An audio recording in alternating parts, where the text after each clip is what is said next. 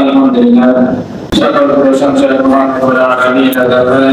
যে মহান রব্বুল আলামিন আমাদেরকে পবিত্র জুমার দিনে মসজিদে আসা ও বসার, কোরআন হাদিসের কথা বলা ও শোনা, আমল করার মতো তৌফিক দান করে দিলেন। সেই মহান রব্বুল আলামিনের দরবারে আমরা দিল থেকে কালিমাতুল শুকরিয়া আদায় করি। সকলে বলি আলহামদুলিল্লাহ। দরুদ ও সালাম তার রহমতের মধ্যে দরুদ আলাইহি গান্ধারী যাকে সৃষ্টি না করা হয়েছে, মরকে সৃষ্টি করা হলো না। সেই মহান আল্লাহ মুহাম্মদের দরুদ ও সালাম জানাই। সকলে বলি সাল্লাল্লাহু আলাইহি ওয়াসাল্লাম। মহান আল্লাহ রব্বুল আলামিন আমাদেরকে পৃথিবীতে পাঠাইছেন নির্দিষ্ট একটা হায়াতের জিন্দেগি। হায়াতের জিন্দেগি যখন শেষ হয়ে যাবে, আল্লাহ তাআলা তখন আমাদেরকে বদলে দিবেন।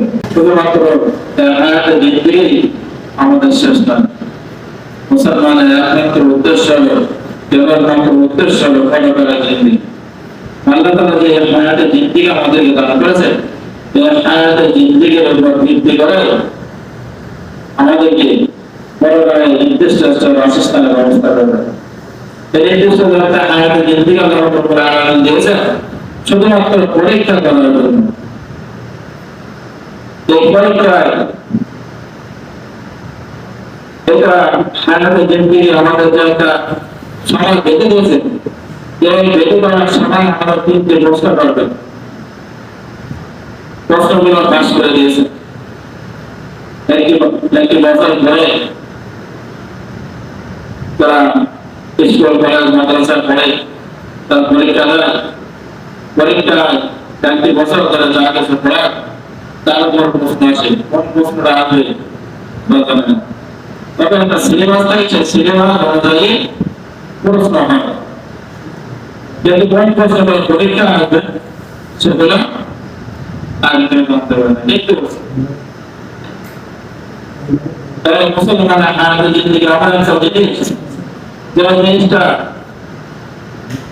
প্রশ্ন পাস করে দিয়েছে কি হবে সেটা আমাদেরকে বলে দিয়েছে। কেউ প্রশ্নের উত্তর যদি কেউ মারা যাওয়ার পরে খবরের জন্য সঠিকভাবে দিতে পারে তার জিন্দেগি সফল। ওই তিনটি প্রশ্নের উত্তর দেওয়ার জন্য আমাদের হায়াতের জিন্দেগি আল্লাহর হুকুম তসদিক অনুযায়ী চলতে হবে। শুধুমাত্র যদি মান রব্বুকা মুহদিনা ওয়া নাবিয়্যিকা এই তিনটি প্রশ্নের উত্তর আমি মুখস্থ করে যাই, আমি উত্তর দিতে পারবো। আমার কর্মের উপর ভিত্তি করে আমি আর করতে পারি আর না পারি, আমার প্রশ্নের উত্তর জানা থাক আর না থাক, আমার কর্মের উপর ভিত্তি করে এই তিনটি প্রশ্নের উত্তর অটোমেটিক্যালি আমার মুক্ত হয়ে যাবে যদি আমি দুনিয়া আমার হায়াতের জিন্দেগি আল্লাহর হুকুম রাসূলের তরিকা অনুযায়ী কাটাইতে পারি।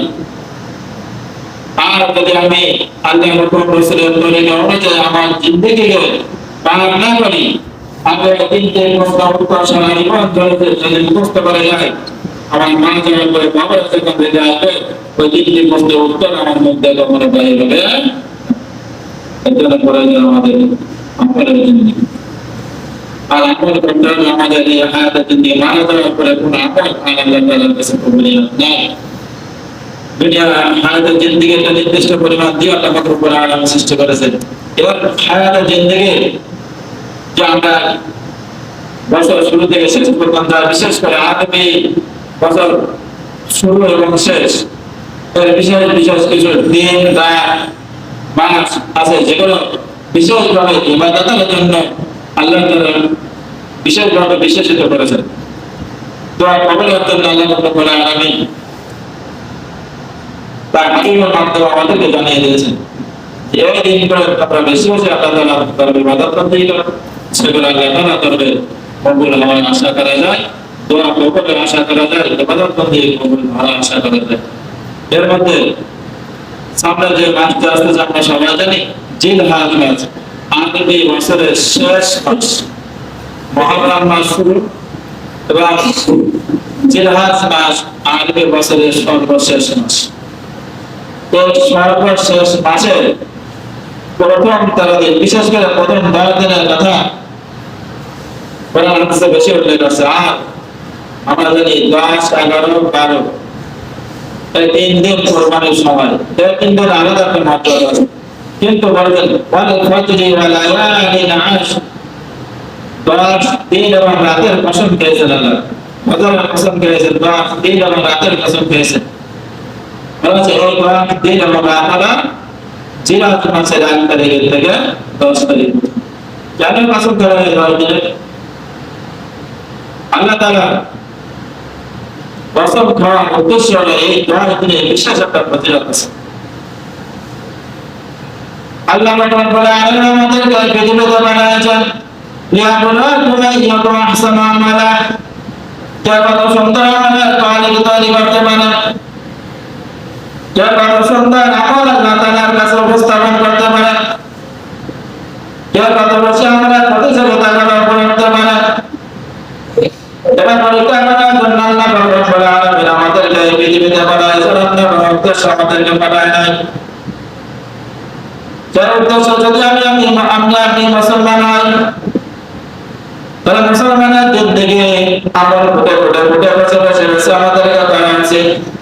এই জন্য আল্লাহ রাব্বুল আলামিন আমাদেরকে একটা সুযোগ দিয়েছেন। সামনে যে জিলহজ মাস আসতেছে, জিলহজ মাসের প্রথম 1 তারিখ থেকে 10 তারিখ পর্যন্ত কিতাবের মধ্যে আল্লাহ রাসূল সাল্লাল্লাহু আলাইহি ওয়াসাল্লাম বর্ণনা করেছেন, যদি কোন ব্যক্তি 10 দিন একটি করে রোজা রাখে, 1 তারিখ থেকে 10 তারিখ পর্যন্ত প্রত্যেকটা রোজার বিনিময়ে আল্লাহ রাব্বুল আলামিন 1 বছরের সওয়াব আমলনামা লিখে দেবেন। বলে সুবহানাল্লাহ।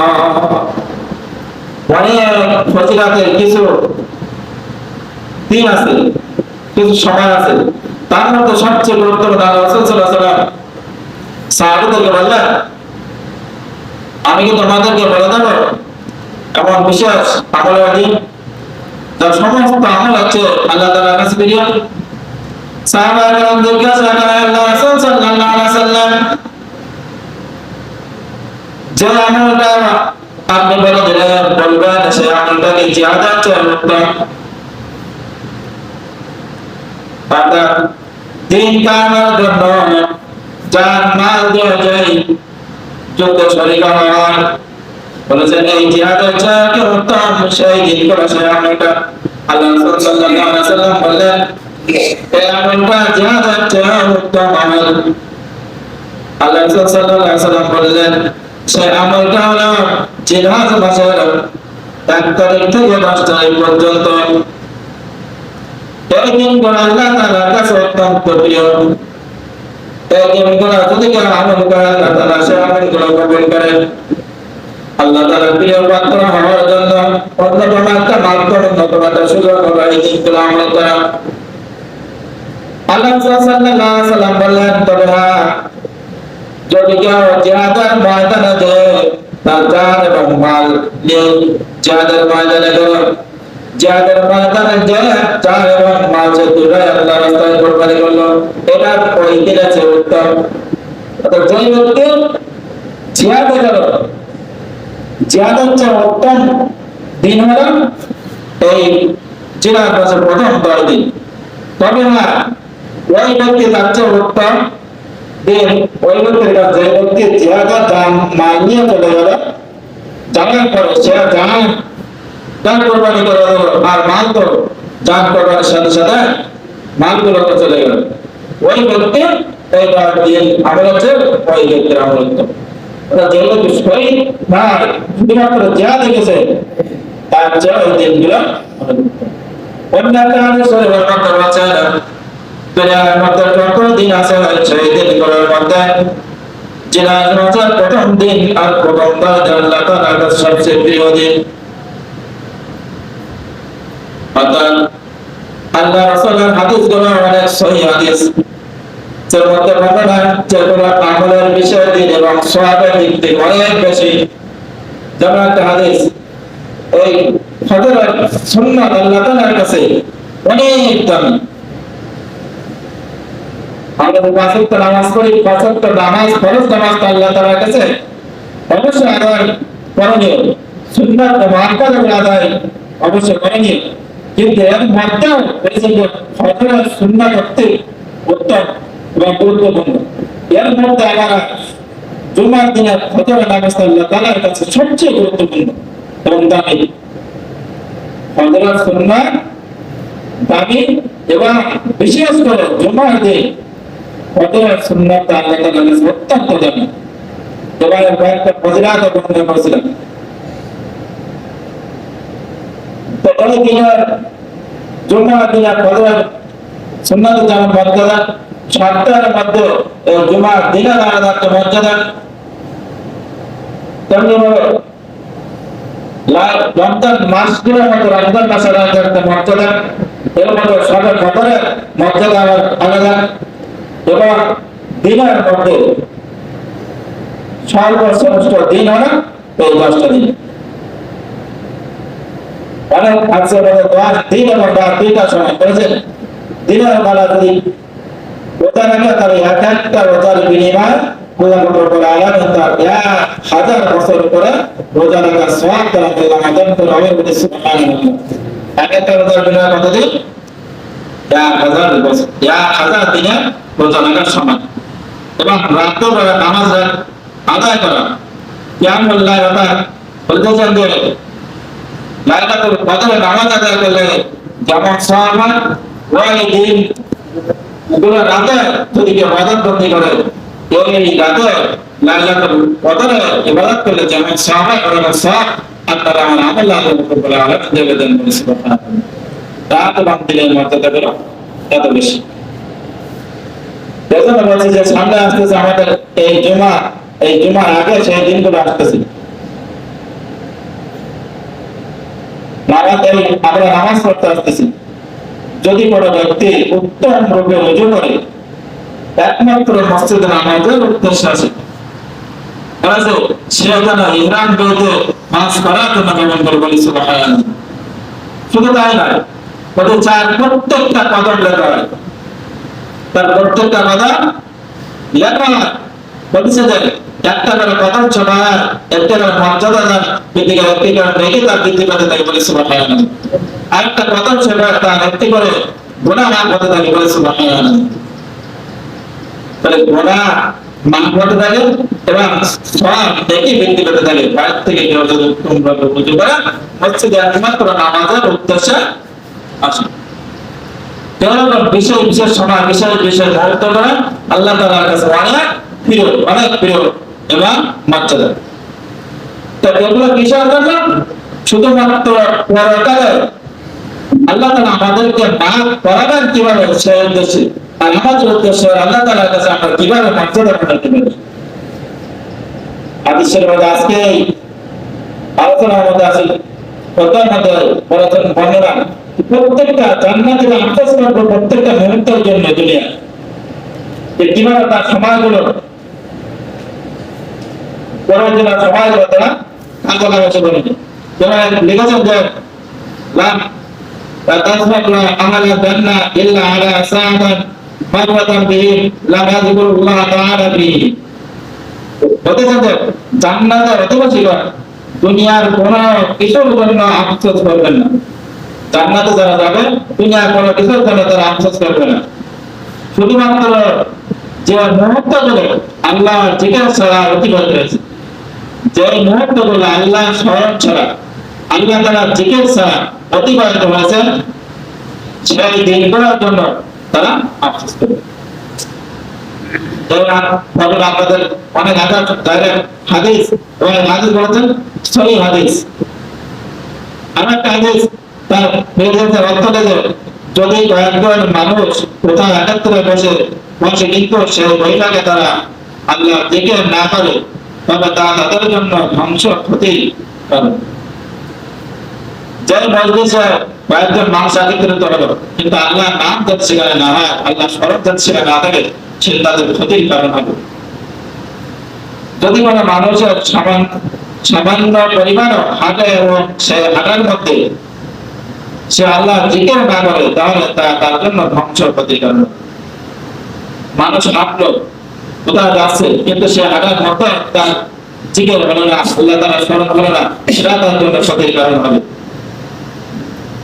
যদি কোনো মানুষ বিছানায় শোয় এবং শোয়া অবস্থায় আল্লাহ জিকির না করে, তাহলে তা তার জন্য ধ্বংস ক্ষতির কারণ হবে। হাদিসের সনদ সহিহ। এই যে জিনিসগুলো কিসের জন্য? শুধুমাত্র পরকালের উপকারের জন্য, পরকালের নাজাতের জন্য আল্লাহ রাসূল আমাদেরকে বিভিন্ন ভাবে উৎসাহ উদ্দীপনা সৃষ্টি করতে, তোমরা পরকালের একজন আমল করো, তোমাদের ন্যায্য ভালো পৃথিবীতে থাকবে। এই কোরআন এবং হাদিস আমাদেরকে বেশি বেশি জানতে হবে আমল করার জন্য, আল্লাহ সন্তুষ্টি করার জন্য। কিন্তু আমি একদিন আমাদের সামনে আসতেছে, হয়তো কোরআনের এই বিধানকে, আল্লাহ রাসূলের সুন্নাহকে আমাদের মাঝে মিডিয়া করার জন্য বিভিন্ন মাধ্যম সৃষ্টি হবে।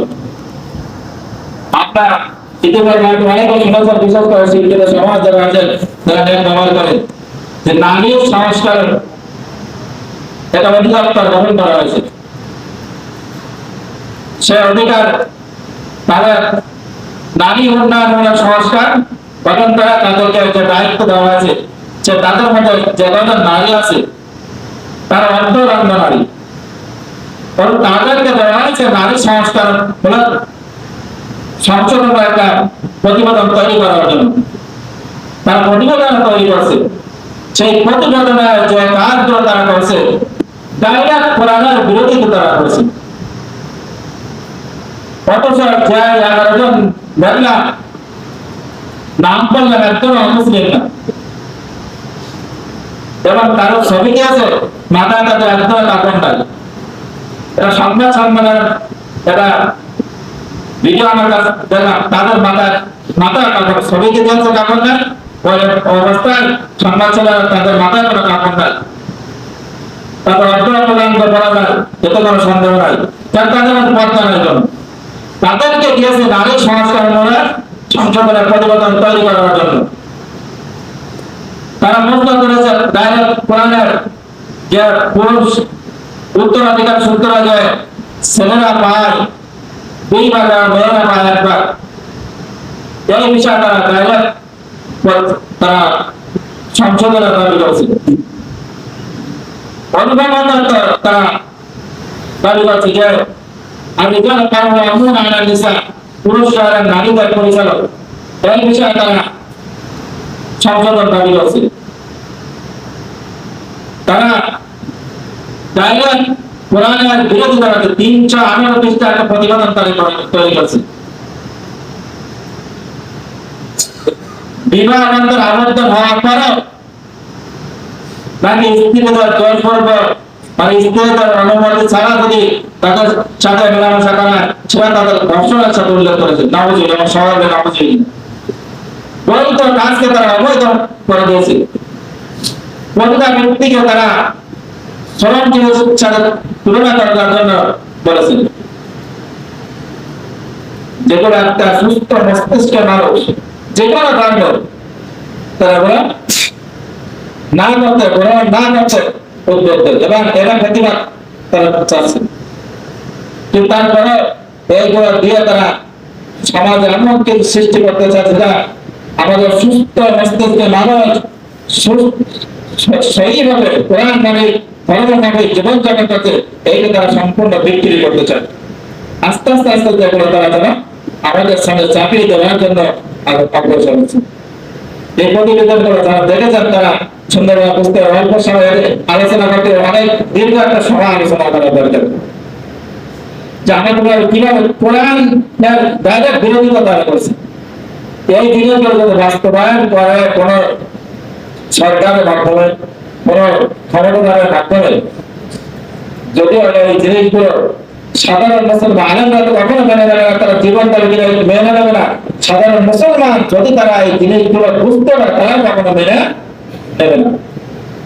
আপনারা আমরা যারা আছি, কোরআনের একটা অক্ষর, একটা শব্দ, একটা আয়াত যদি কেউ না মানে, সে মুসলমান থাকবে না, কাপড় হয়ে যাবে। তো একটা আয়াত, একটা শব্দ, একটা অক্ষর যদি কেউ অস্বীকার করে, সে ডাইরেক্ট মুসলমান থেকে খালি হয়ে যাবে। তবে নারী সংস্কার যে অধিদপ্তর গঠন করা হয়েছে, যারা বসেছে প্রত্যেকের অর্থনৈতিক নারী এবং এদের ইসলামের রাষ্ট্র সম্পর্কে তাদের ধারণা নেই। আমি যতটুকু এই আলোচনা থেকে বড় যায়, তাদের দিয়ে নারী সংস্কার অধিদপ্তর গঠন করা হয়েছে। মুসলমানদের যে ইসলাম এই সংস্কৃতি এবং শরিয়া যেটা সম্পূর্ণ বিরোধিতা দ্বারা করছে, এরা কোনো মুসলমান মেনে নিতে পারে না। এই জন্য আমাদের যে কথা বলছিলাম যে আমরা আলোচনার মূল উদ্দেশ্য ছিল যে আমাদের আমাদের জিন্দগি সুন্দর করা, একমাত্র উদ্দেশ্য করা না। কিন্তু তারা বলতে যা লিখেছে, বলতে আমরা লিখেছে যে সংবিধান হবে এভাবে আমাদের এবং সংস্কারমূলক কতকাল কোনো দিন দিকে তাদের থাকবেন, যে রাষ্ট্রীয় আইনে যে পরকালের দিন থেকে পরকালের দিন থেকে তাদের উদ্দেশ্য থাকবে না। ইসলাম নারী তাদের নারী অধিকারকে ফলো করেছে এবং ইসলাম নিয়ে তাদের যে আলোচনা গুলো সেগুলো সাধারণ মুসলমান তারা যদি বলে সেগুলো তাদেরকে ধিক্কার জানাবে। কিন্তু এর পরেও কিছু কিছু নামদারি মুনাফিক মুসলমান তাদের প্রশংসা করছে, তাদের গুণকীর্তন করছে। ডাইরেক্টলি ভাবে না বললে কিছু কিছু আলোচনা তাদেরও যেন সামর্থ্য তারা জানাতে যাচ্ছে। এখানে বলছে যে আমাদের কোরআন হাদিস সম্পর্কে আমাদের জ্ঞান ন্যূনতম জ্ঞান নাই, আর জ্ঞান না থাকার কারণে তারা এমন ভাবে আমাদের উপর চাপাই দিতে চাচ্ছে যে জিনিসগুলো ডাইরেক্ট করা এবং শোনা, আর এগুলো যদি প্রতিষ্ঠিত হয়ে যায় একসময় আসবে যে একজন আল্লাহওয়ালা বলনেওয়ালা মানুষ এই পৃথিবীতে থাকবে না, তখন কেমন সংযুক্ত হয়ে যাবে। সেই দিনগুলো আস্তে আস্তে চলে আসতেছে। কারণ আমরা মুসলমান কিন্তু কোরআন হাদিসের জ্ঞান যদি সেই মহিলাগুলোর মধ্যে কারো থাকতো তাহলে তারা কখনো বেফাত্তা এসে ওই নারীদের উপর ইসলামী সংস্কৃতির উপর তারা কথাবার্তা বলতে পারত না। যে এগুলো বিস্তারিত আহমদুল্লাহ, আমাদের সাহেব আহমদুল্লাহ, আমরা ইসলামী স্কলার যারা আছে তাদের বক্তব্য আপনারা একটু সুন্দরভাবে তারা বোঝার, আমি তো আপনাদের সুন্দরভাবে বোঝাতে পারতেছি না, সময় অনেক প্রয়োজন। যেহেতু সামনে আমাদের কোরবানির যে জেলার মাঝে প্রথম দোয়াদিন আছে, দোয়াদিনের ফজিলত আলোচনা অনেক গুরুত্বপূর্ণ একটা বিষয় ছিল। তো এই আলোচনাটা আপনারা শুনবেন। আর যারা এই নারী সংস্কারের অধিদপ্তরে আছে তাদের পদত্যাগ আমাদের প্রত্যেকের চাওয়া দরকার, এবং তাদের যে বই কিন্তু আমার বই আলোচনা করছে এই বই সম্পূর্ণ কাজগুলো ফেলে দেওয়ার মতো। এই যদি নারী সংস্কার গঠন করতে হয় তাহলে এখানে কিছু ইসলামী স্কলার তারা যারা ইসলামী জ্ঞান কোরআন এবং হাদিস পরিপূর্ণ জ্ঞান রাখে এমন কয়েকজন, এবং যারা সামাজিক জ্ঞান রাখে তাদেরও রেখে এক জায়গায় বসে একটা সংস্কার তৈরি করতে পারে, তাহলে সেটা আমাদের জন্য প্রয়োজন। কিন্তু নাস্তিক মার্কা যে মহিলারা তৈরি করছে এটা আমাদের জন্য কখনো কল্যাণ হয়ে আনতে পারবে না। সমাজে আমাদের পরিবারের মধ্যে বিরোধ সৃষ্টি করা অন্যতম কারণ ওই বইতে লিখেছে। এই জায়গাটা সামান্য একটু উল্লেখ আছে। এই সরকারের এই সপ্তাহের আগে প্রতিবেদন জমা দিয়েছে, আমি বাস্তবায়ন হয়নি, এটা বাস্তবায়ন করার জন্য তারা জমা দিয়েছে, যেটা গত আমলের সরকার এখন তারা দেখার সাহস করেনি। কিন্তু ওরা ডাইরেক্ট কোরআনের বিরোধী, আল্লাহ আমরা এতে সচেতন হব বলে উদ্দেশ্য একটা যে আমরা কোরআন এবং হাদিসের যদি কখনো এরকম বিরোধিতাকে বলে তাহলে আমরা তার অবশ্যই প্রতিবাদ করবো, এবং আমরা যতটুকু আমরা কাজ করি আল্লাহর প্রতি আমাদের বিশ্বাস আছে, আল্লাহ রাসূলের প্রতি আমাদের বিশ্বাস আছে। হয়তো সবাই আমরা কাজ করতে পারে না, কিন্তু এমনটা কোনো মুসলমান মনে হয় অন্তত আমাদের এলাকা নাই যে কোরআনের বিরোধিতা করবে, আল্লাহ রাসূলের বিরোধিতা করবে, তাদেরকে আমরা মেনে নেবো এমন কোনো মুসলমান অন্তত আমাদের এলাকায় এখনো তৈরি মানে এরা বিরোধিতা করতে আমরা শিখেছি। তা সে যে কাজ করুক না কেন এরা কোনো বিষয় না। কোরআন সুন্নাহর বিরুদ্ধে যদি কেউ যায় তার বিরুদ্ধে আমরা প্রতিবাদ করতে শিখেছি এবং প্রতিবাদ করবো ইনশাআল্লাহ। এই জন্য আমাদের সতর্ক থাকতে হবে, কোরআন হাতে বেশি হয়ে জানতে হবে, বুঝতে হবে। আমাদের আল্লাহ আলামিন শুধুমাত্র এই জগতে এই জন্য দুনিয়ার জন্য আমাদেরকে সৃষ্টি করে না, আমাদের উদ্দেশ্য হচ্ছে পরকাল, যে পরকালে শান্তির জন্য, পরকালে কল্যাণের জন্য, পরকালে মুক্তির জন্য আল্লাহ আলামিন এই জগতের কাজগুলো আমাদের সহজ করে দেন, এবং পরকালের উদ্দেশ্যে যেন আমরা সকল কাজ পরকালকে প্রাধান্য দিয়ে করতে পারি। আল্লাহ আমাদের প্রত্যেকে জান্নাতে মানুষ হিসেবে কবুল করেন, সকল আমিন।